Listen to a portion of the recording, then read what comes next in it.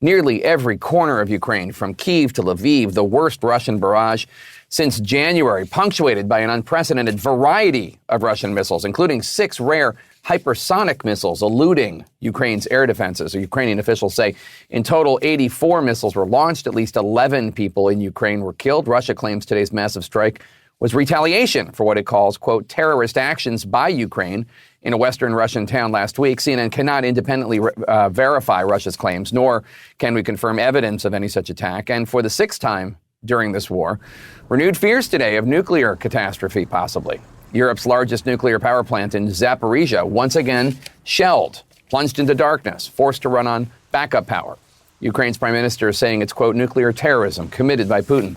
CNN's Ivan Watson's on the ground in Ukraine's capital for us, where air raid sirens wailed for nearly 7 straight hours. By land, sea, and air, Russia launched a massive missile attack on Ukraine, hurling at least 84 missiles and killer drones against its neighbor in a single night. The deadly barrage pounding Ukraine in the north, south, east, and west, decimating several houses in the western city of Lviv, killing at least 2 women and 3 men there. In the capital, Kyiv, one missile strike temporarily knocked out some electric power, while another slammed into the courtyard of a large apartment block. Fortunately, no one was killed here this morning by this missile strike, but it terrified people living next door.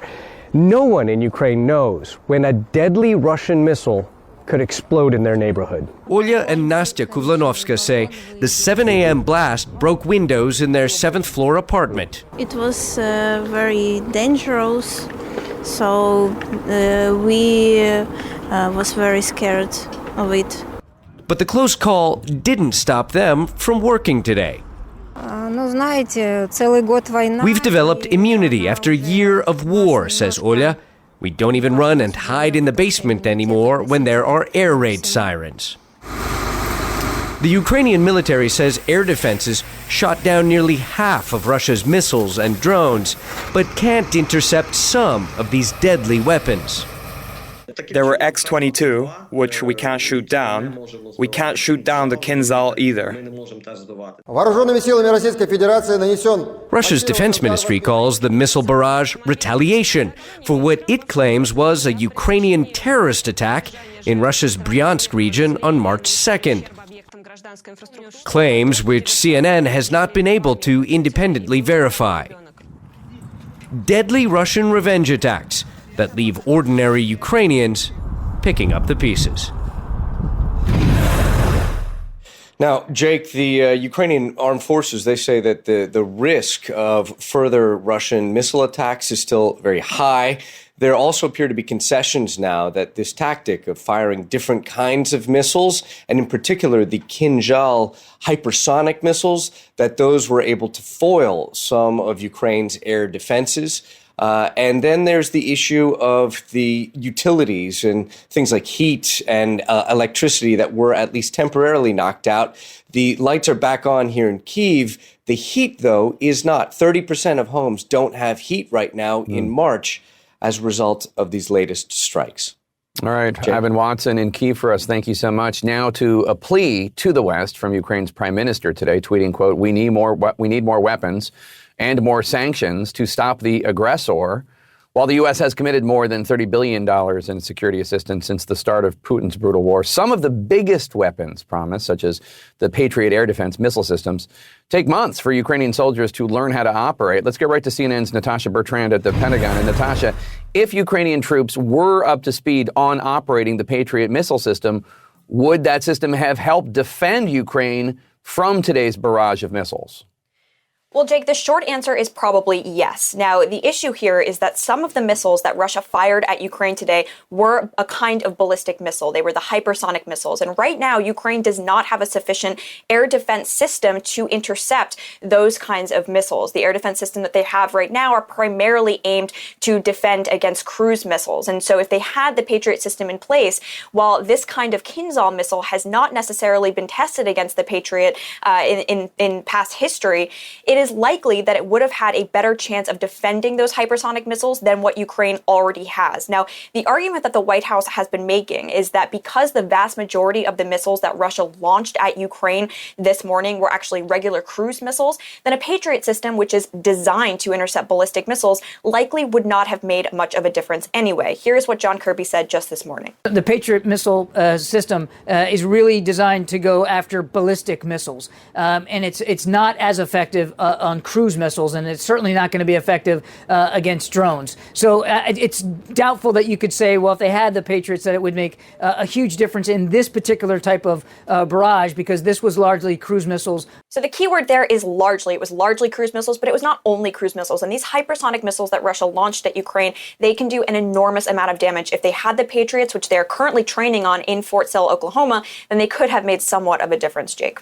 All right, Natasha Bertrand, thank you so much. Appreciate it. Joining us now to discuss is the chairman of the House Select Committee on Intelligence, Republican Mike Turner of Ohio. Mr. Chairman, good to see you. Let's start with Ukraine. You've said you support giving Ukraine what they need to win. Quite frankly, I'm not quite sure that Speaker McCarthy's on board. He just balked at an invitation to visit Ukraine from President Zelensky, and he recently repeated his stance that he doesn't support a blank check to Ukraine, even though no one is proposing a blank check to Ukraine. Is there, do you think, the appetite in the House Republican Conference for the kind of more aggressive aid that you're talking about? Well, the speaker didn't exactly say he wasn't going to go to Ukraine. He said he didn't need to go to Ukraine to understand the need of what they're looking at, the Russian aggression, the absolute just, indiscriminate killing of innocent people. I've been with the speaker, with Speaker McCarthy, in Poland, to the place where we're working diligently to try to make certain that we supply Ukraine, but also on the border of Ukraine. He's well up to speed on the issues there, and of course supported sending weapons in the last approval process. So I think his approval is there and his support is there.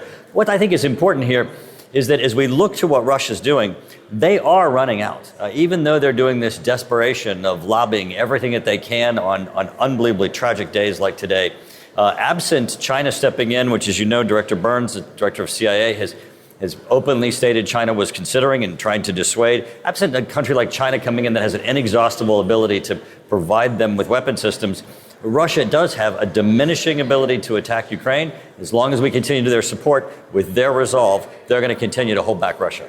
Yeah, as you noted, the CIA director said today that no one is watching Ukraine more intently than China. Have you seen intelligence suggesting that China aiding Russia with weaponry has gone anything past the consideration stage? Are they actually going to do it?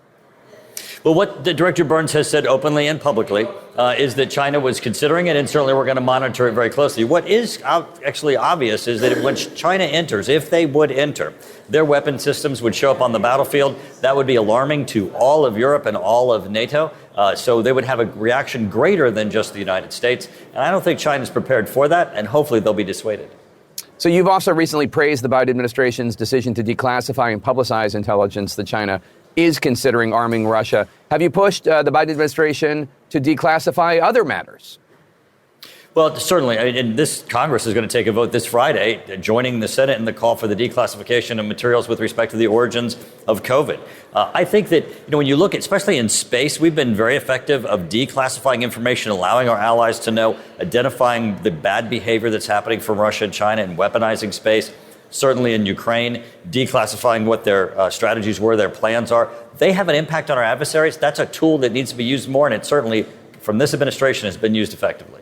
I want to ask about your fellow member of the Select Committee on Intelligence, Congressman Darren LaHood. Today in the hearing you chaired on worldwide threats, Congressman LaHood accused the FBI of unlawfully monitoring him. Did the FBI do that? Was it improper? And why were they doing it? So what Darren LaHood was referring to is a report by the intelligence community of a FISA inquiry that occurred, a query that occurred on a member of Congress and that was identified as improper. Darren LaHood was coming forward and saying, I have reviewed this material, and in his opinion, that it referred to him. I concur in his opinion that it's likely him. But the point that was important here is he was saying, look, there are abuses. There are valid and really wrong things that the intelligence community has done, more particularly the FBI has done, with FISA.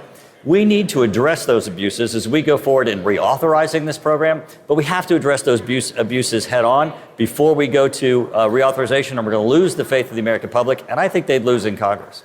Well, and I mean, we've seen these abuses. I mean, there was an abuse like that as it related to Carter Page, I believe, the monitoring of Carter Page and a lack of disclosure of all the information. Why renew it if the FBI can't be trusted to do it without violating their own rules? I do believe that there are opportunities to reform the whole FISA process. Darren LaHood, who, as you just indicated, came forward and said he believes that he has been, not lawfully queried under the FISA system, is the head of that. He's committed to working to solutions, and I think we'll find them. But we have to have the cooperation of the FBI, the cooperation of the intelligence community. We have to, look at what were the real abuses that happened. How do we fix this, and how do we protect the American public? Yeah. The chairman of the House Select Committee on Intelligence, Congressman Mike Turner of Ohio. Thank you so much, sir. Appreciate it as always. Coming up next, an American prisoner held in Iran, what he told CNN's Christiana Mampour as he begs President Biden to hear his cries. Plus, party disruptor. Here's Senator Joe Manchin's response when asked if he might make the move to challenge President Biden in 2024. And chaos on a Southwest Airlines flight when passengers started throwing punches. That is a Russian missile that is in a village. They're actually scattered all throughout the village. That one went through a wall. Usually they land in the yard or in the fields, sticking right out of the ground. That's mostly the tail section of the missile, except a lot of these, including that one, still had the warhead attached, which was a failure on the missile's part that it didn't detonate. But we found more than 20 of these that need to be neutralized and then hauled out. Right. So is that missile live as you're touching it? Is it with a live warhead on the other side of that brick wall? That one is. Touching it's okay. Pulling it out is not. It has to be rendered harmless before it's removed from the house and from the ground. Some of them hit the ground so hard. We actually looked at some today that were completely underground, where you see the crater, but nothing's there. And it's because the missile went underground and sometimes travels several feet beneath the surface.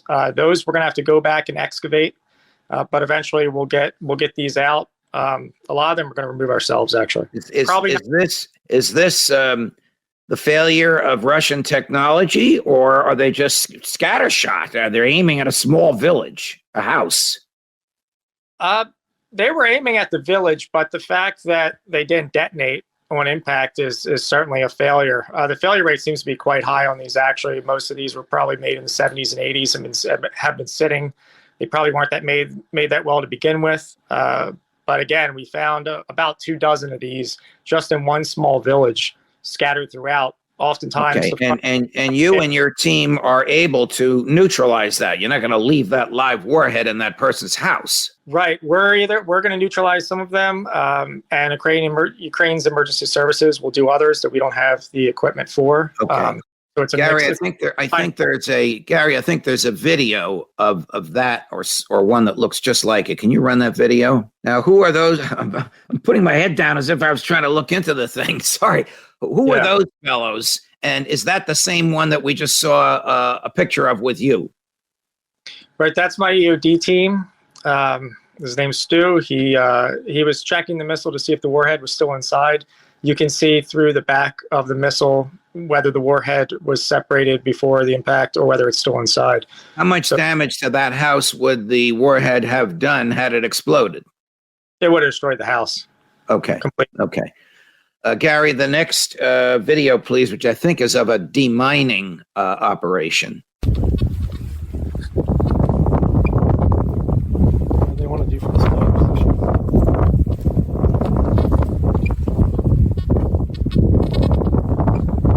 That's clear. Yeah. Right now, where is that, if you can tell us, and who are those guys and what were they doing? It's also in eastern Ukraine. That's my mining team again. They're sweeping for mines. So a lot of it is done by metal detector and just step by step looking for hits on mines. It's a very difficult thing to do because the area is covered with shrapnel, as a lot of this battlefield is. And you have to determine which hits are just shrapnel, which are mines, mark them, go back, excavate, and then decide whether render it safe, dig it up, or keep it in place and destroy it. Okay. We're going to show you now a video of what appears to be a detonation. And Matt and I have seen this, and for all of you wonderful folks watching, just be patient. Okay, what was that white stake with the red top, and then what did we witness towards the horizon in that video? Well, we used the stakes to mark mines and safe paths to walk through mines.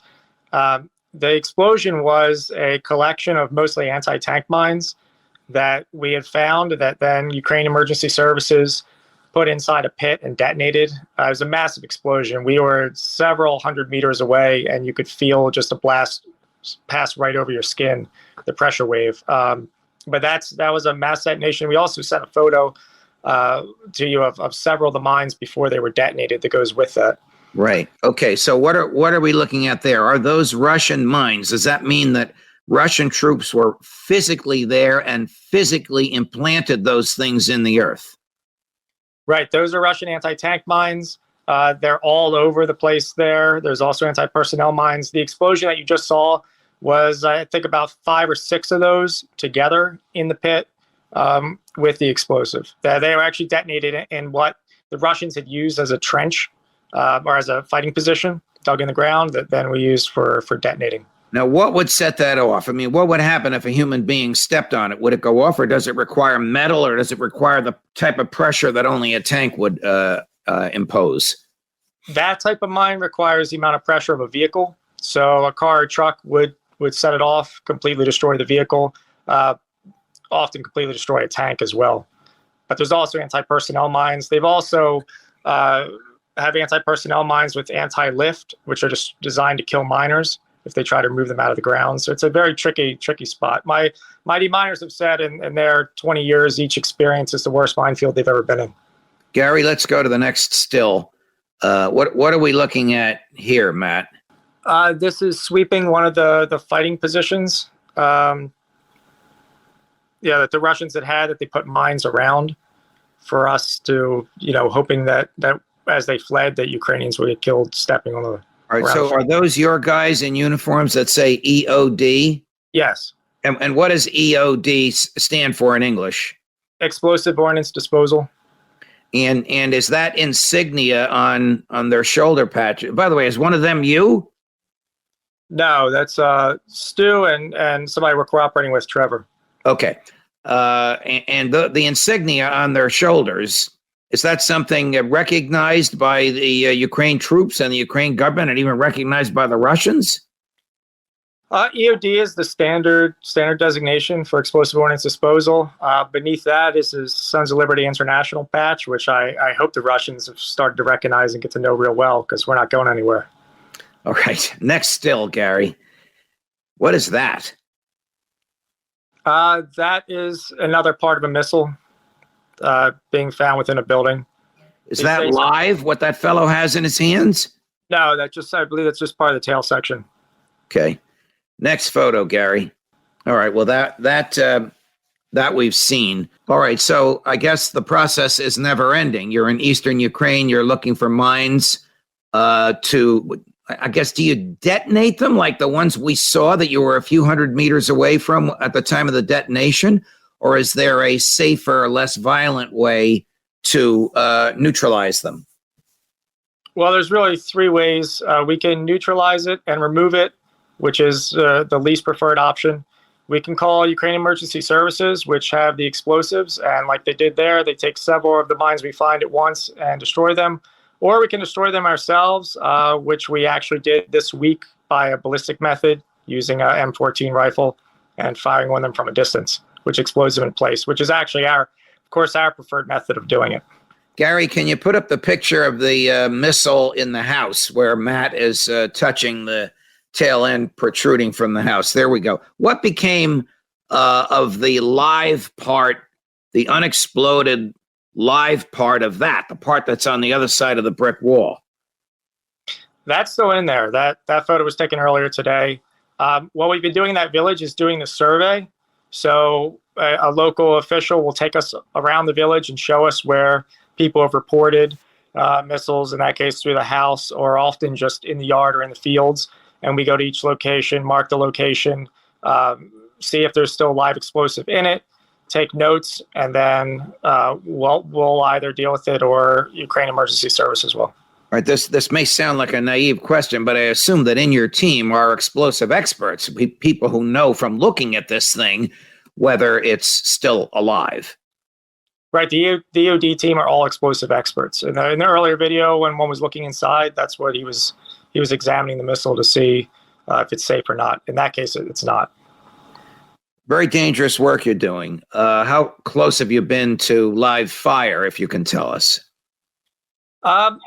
I mean, there's artillery in the area. We hear artillery throughout the day. Really, for this particular mission, we did some training this week, but a lot of it is we are going through minefields and through villages and helping out with the landmine problem. We're going to be winding up more of our training soon. What is that, Matt? Those are the collection of anti-tank mines that we found that were the ones exploding in the large explosion in the video you showed earlier. All right, so you physically removed them from the earth and then compacted them together and then detonated them. Right, and then Ukraine Emergency Services came in with explosives to do the detonation.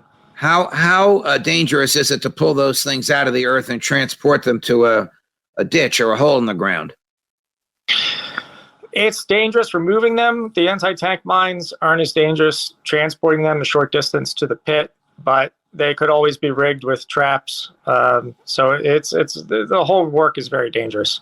All right. What is the attitude, or are you able to get your finger on the pulse of the attitude of the Ukrainian people or the Ukrainian military? We'll start with the Ukrainian people. After 10 million of them have left, and we don't know how many are dead. Are they still have high morale for resisting the Russians, or do you have a different view of their stamina and their intentions? Morale is very high. Now the big question is people are looking forward to who does the offensive in spring. Is it going to be Russia? Is it going to be Ukraine? Both sides seem determined to do an offensive. It's a matter of who's more successful at doing it, or maybe offensives occur by both sides in different areas of the country. But that's the big question. But people are very optimistic because they know a lot of Western equipment's coming, tanks from the UK, Germany, and the United States. They think it'll be a game changer, and hopefully it will be. Is there fear of the onslaught that we've been hearing about, 300 to 500,000 troops, Russian troops? There's certainly a concern, but I mean, they look at fronts like Bakhmut, where I mean, it's Ukraine's clinging on a bit, but if there was going to be an onslaught, Russia would have put it there, and it hasn't happened. So I think that gives some encouragement that perhaps Russia isn't ready to do that, or Russia doesn't have the logistics to do it. But it's still a question where these conscripts are that Russia has mobilized. But it looks like they don't have logistics to do this massive offensive that people have feared. If the Russians do take Bakhmut, that would be a serious setback for the Ukrainian forces, would it not? It would be a bit of a setback in morale, but I think people know that it's been a long fight. A lot of Russians have died. Bakhmut is not as important strategically as some other places in Ukraine, but I mean, they don't want to lose it. But, as Zelensky has said, it's been accepted that they're not going to sacrifice, forever there. At some point, the calculation will be if it needs to be withdrawn from, they'll withdraw from it. But they've given it a hell of It sounds like they expect to lose it and are looking to resist the Russians in another place. Fair assessment?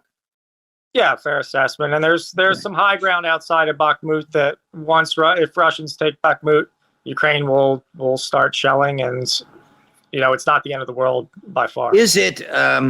I didn't see this in any of the pictures you showed us, and maybe it was just a dry day. Is it the muddy season now as we leave winter and enter spring? I mean, I'm asking about this because of tanks. From your military experience and from your observations, what mud can do to tanks. And of course, mud is not ideological. What it does to the Russian tanks, it will do to the tanks that the U.S. and the British and the Germans have sent. Is it the muddy season yet? It's definitely the muddy season already. We've had a warm end of winter here, Ukraine gets a sort of a permafrost under the surface that when we first started the demining work, we could only probe down a few inches. It was very difficult. Now, after some warm weather, it's turned to mud, and this is a mud like I've never seen anywhere else in the world. The amount of moisture in the Ukrainian soil is unbelievable. The mud gets, a foot deep in places. It's constantly all over the boots. Today we had to pull a press vehicle out of the mud using our truck. It's really on a whole other level. It's hard to even imagine. Really, it will take tracked vehicles, the tanks, the Bradleys. Everything's going to be really essential to be able to do any sort of offensive now that it's spring and the ground's softened up. It's going to make things a lot more difficult. You mentioned a press vehicle. Are you working with Western journalists? Yeah, journalists come. We take them to what they want to see, help them out. Same thing we did during previous missions, what we did in Iraq as well. We also provide things like free rides, translation, housing for journalists. Okay, I won't use any proper names, but if you come across any of my buddies from Fox that I worked with for 24 years, give them my best. Sure. Well, we'd be happy to see them out here.